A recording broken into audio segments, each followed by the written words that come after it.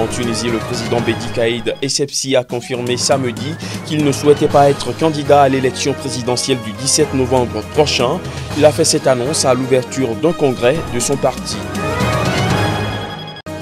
En Libye, le chef du gouvernement d'union nationale Fayez al-Sarraj a mis en garde contre la perspective d'une guerre sans gagnant. Pendant ce temps, les forces de son rival, le maréchal Haftar, ont poursuivi leur offensive sur Tripoli.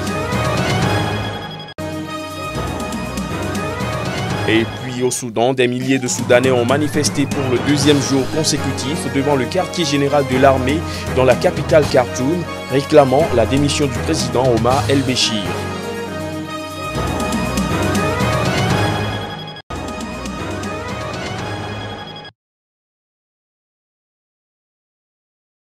Dans un discours samedi, Fayez al-Sarraj, le chef du gouvernement d'union nationale, a accusé le maréchal Haftar de provoquer une guerre sans gagnant et de détruire les efforts des Libyens et de la communauté internationale en vue d'une solution pacifique à la crise.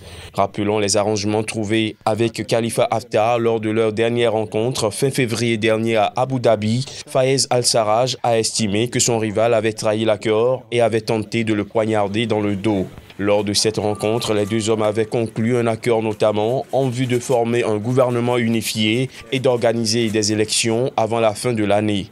Faisant fi des appels de la communauté internationale à la retenue, les forces loyales au maréchal Haftar ont poursuivi samedi leur offensive vers Tripoli, mais leur progression a été ralentie par les forces loyales du gouvernement de Tripoli qui ont mené des raids aériens intensifs.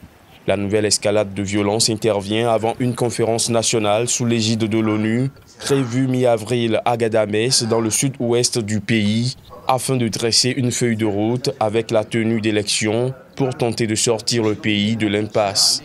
L'émissaire de l'ONU pour la Libye, Ghassan Salamé, a déclaré samedi que la conférence nationale serait maintenue malgré l'assaut lancé par le maréchal Khalifa Haftar pour s'emparer de la capitale Tripoli.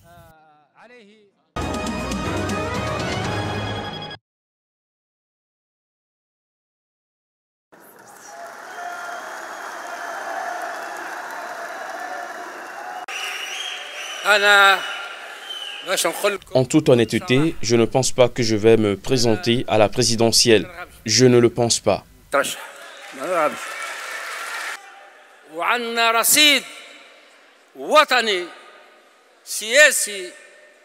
Nous avons un solde patriotique, politique, social qui laisse tous les espoirs possibles à ce congrès. Et surtout le rôle que va jouer Nida Tounes après ce congrès, peu importe le nombre d'adhérents, il devra rassembler toutes les forces centristes.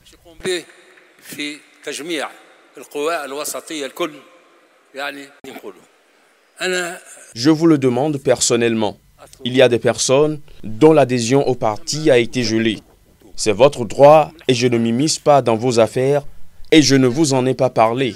Mais il a accepté votre gel du parti et il s'agit du chef du gouvernement, Youssef Chahed. Et j'aimerais que vous le réintégriez.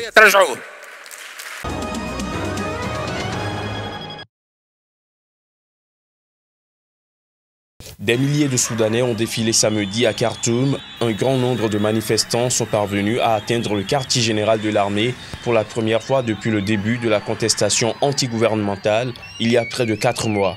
Répondant à un appel de l'Alliance pour la liberté et le changement, fer de lance de la contestation, des milliers de manifestants sont descendus dans la rue de Khartoum pour réclamer le départ du président Omar el-Béchir au pouvoir depuis 30 ans. Lors des précédents rassemblements, les manifestants ont tenté à plusieurs reprises de marcher vers les lieux symboliques du pouvoir, comme le palais présidentiel, mais en ont souvent été empêchés par les forces de sécurité tirant des gaz lacrymogènes. Pour la première fois samedi, les manifestants ont pu atteindre le quartier général de l'armée, mais la police anti-émeute a fait usage de gaz lacrymogène pour les disperser. Peu avant le début des manifestations, les forces de sécurité se sont déployées en force sur les places de Khartoum et d'Omdurman. Depuis l'instauration de l'état d'urgence par le président Béchir le 22 février dernier, les manifestations sont restées principalement cantonnées dans la capitale et la ville voisine d'Omdurman. Mais samedi, les organisateurs du mouvement de contestation ont appelé à des rassemblements dans l'ensemble du pays.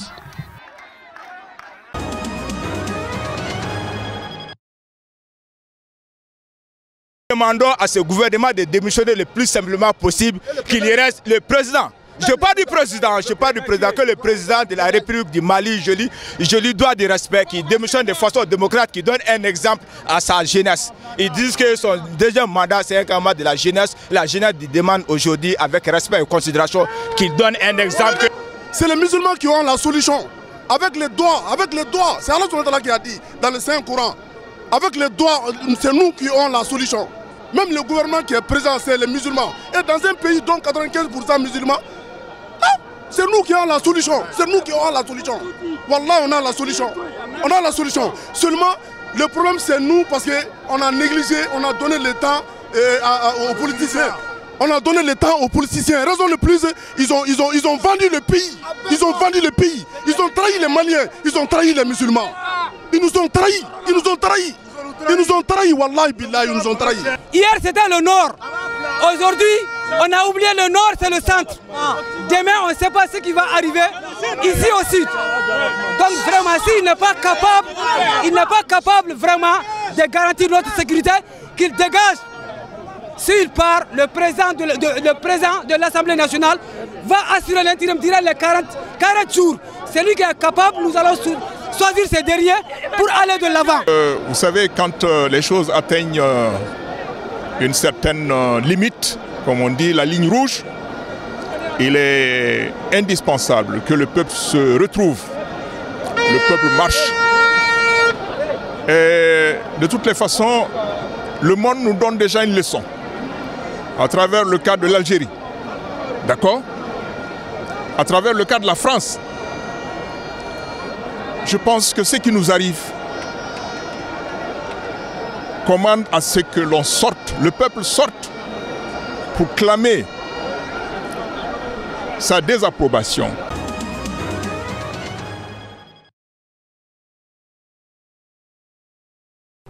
Depuis le début de l'épidémie, le cumul des cas est de 1117, dont 1051 confirmés et 66 probables.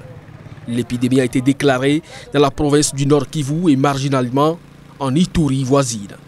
L'épicentre s'est déplacé à Mangina, en zone rurale, à la ville de Beni, puis actuellement à Butembo, Katwa, à 50 km au sud de Beni, dans cette région où les populations se déplacent beaucoup. Il n'aura fallu que 3 semaines pour passer de 600 à 700 décès, soit une certaine accélération de l'épidémie après l'attaque des 2 centres de traitement de Butembo et Katwa ces dernières semaines. Le centre de Katwa n'a repris du service que samedi dernier avec une volonté affichée par le ministère de la Santé et ses partenaires, l'OMS et l'UNICEF, pour mieux associer les populations locales à la riposte anti-Ebola. Il s'agit de la 10e épidémie de fièvre hémorragique sur le sol congolais depuis 1976 et de la plus grave dans l'histoire de la maladie après celle qui avait tué plus de 10 000 personnes en Afrique de l'Ouest, en Guinée, au Libéria, en Sierra Leone en 2014. Pour la première fois, les populations sont vaccinées à grande échelle. Plus de 95 000 personnes ont reçu une dose de vaccin contre la maladie, selon le ministère de la Santé. Cette campagne a permis de sauver des milliers de vies, d'après l'autorité sanitaire.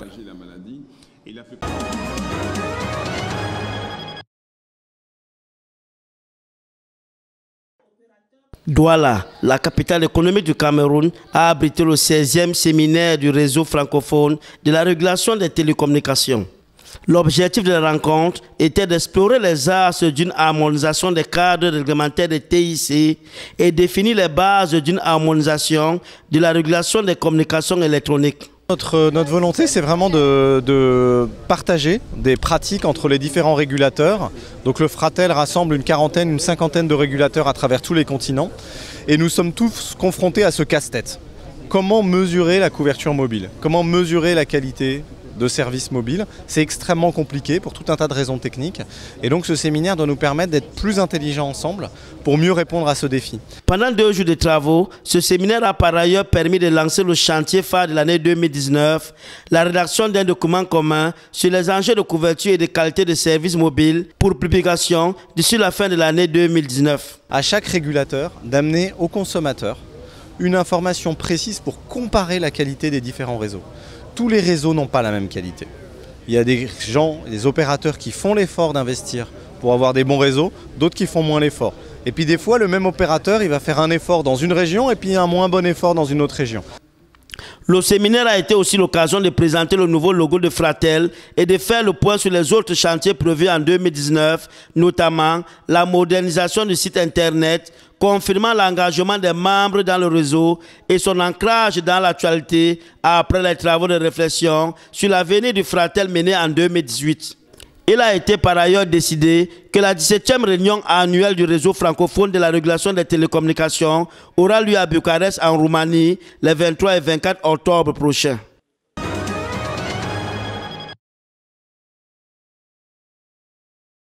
Les enquêteurs éthiopiens ont révélé dans le rapport préliminaire sur l'accident d'Ethiopian Airlines qu'ils ont publié que le commandant de bord et son copilote, quoique jeune, avaient appliqué toutes les procédures d'urgence. Après la publication de ce rapport qui met clairement en cause le système de contrôle de cet appareil et dédouanant les pilotes, le PDG de Boeing a redit la confiance dans la sécurité intrinsèque du 737 MAX.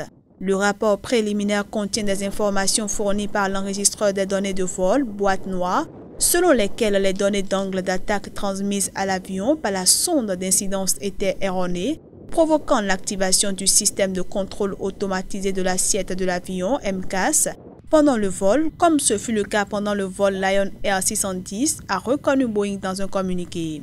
En ce qui le concerne, le responsable de la division aviation commerciale du constructeur américain Kevin McAllister a promis que toutes les mesures supplémentaires nécessaires pour renforcer la sécurité seraient prises. Ce rapport était très attendu alors que le temps presse pour Boeing de faire voler son MAX, entré en service il y a moins de 2 ans mais essentiel pour le groupe. Depuis mi-mars, toute la flotte 737 MAX est clouée au sol en raison des similitudes entre la tragédie du vol Addis Abeba-Nairobi le 10 mars, qui a fait 150 morts, et celle de Lion Air, survenue le 29 octobre, tuant 189 personnes.